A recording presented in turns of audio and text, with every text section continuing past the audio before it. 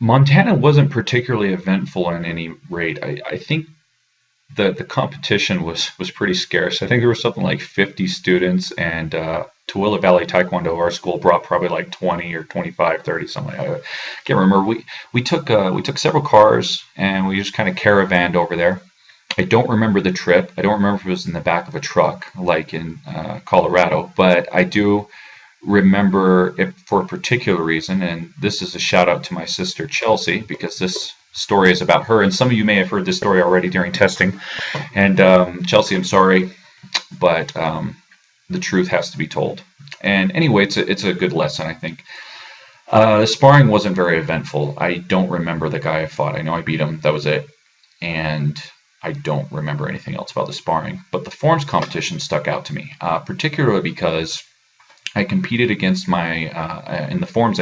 The guy I beat, apparently he didn't want to do forms before that, so he wasn't there, and so it was just myself, my sister, and another girl, Molly Blue. Molly, if you're watching this, hello.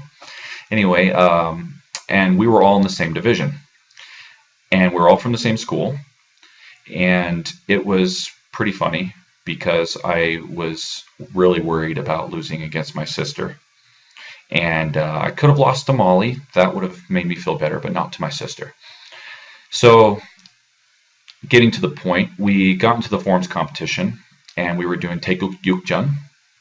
And near the very end of the form, I got really excited. And basically, you're supposed to do an inside palm block and then punch, and then step back, inside palm block.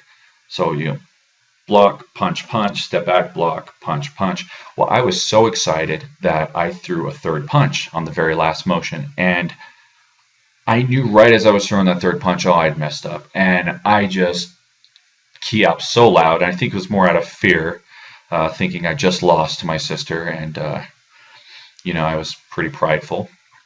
And nowadays it would probably still bother me now I think about it. So not much has changed. But I remember I key-upped and I waited and I stared straight forward and I tried my best not to wince or sweat or look unconfident. I was like, no, that was the best form I've ever done, and I'm going to make the judges believe it. And on the judging panel, we had 3 judges that were all from either our school or a sister school, so we all graded by the same style. And I was just sitting there hoping that they would just say Botoro faster. I'm like, oh, please say Botoro, Botoro, Botoro, Botoro. And finally I heard it, Botoro, and I quickly go back to Jumbi position and staring straight, and I'm feeling sick because I just lost. And my sister and I were doing this side by side, and at the same time. When it came time to announce the winner, they announced me first place. And Chelsea, I believe, got second place, and Molly got third place. Sorry, Molly. And I couldn't believe it. I didn't understand why, but I was happy. That's all that matters. And my sister, who will probably comment on this because she's good at that, she was pretty upset. And apparently she went to some of the judges and asked them, he messed up on his form.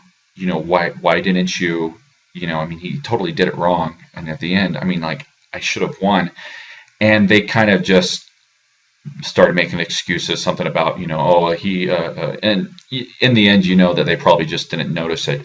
To this day, I can still gloat a little bit to my baby sister, but she's a really good sport.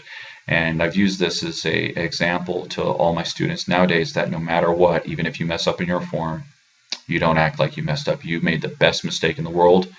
By golly, you're going to look awesome when doing it. And that was a huge, huge lesson for me. I'm glad I didn't have to be on the negative end of that, but it's stuck with me, and I appreciate my sister for being part of it.